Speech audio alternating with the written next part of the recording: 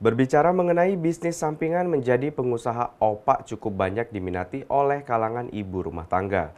Seperti yang dijalani oleh Ibu Yulianti asal Desa Mataram, Kecamatan Tugu Mulyo ini, yang menggeluti sebagai pengusaha opak mampu meraup omset hingga Rp300.000 dalam sekali produksi.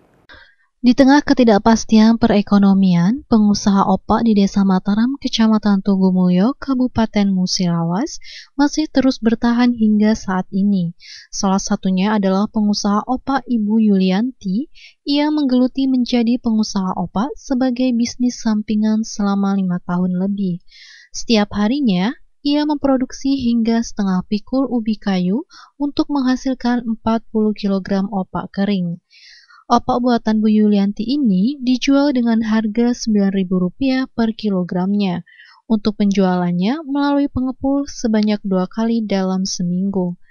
Selama menjadi pengusaha opak, antisipasi beliau ketika musim hujan adalah dengan menaruh opak ke dalam kulkas agar kualitas kerenyahannya tetap terjaga.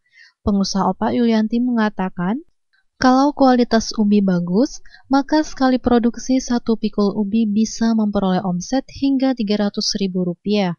Untuk perharinya hanya mendapatkan Rp50.000 saja. Kembali dirinya menyampaikan untuk harapan ke depannya bisa terus lancar. Ubi bagus sepikul itu 300 ada. 300.000 Bu. Itu perharinya Bu? Per hari paling berapa ya? Sehari paling banter 50 ya. 50.000 Bu ya. Jadi ini untuk usaha sampingan aja Bu ya. Untuk harapan kedepannya apa Bu? Harapan kedepannya untuk jadi pengusaha opak ini? Ya, biar yo lancar aja.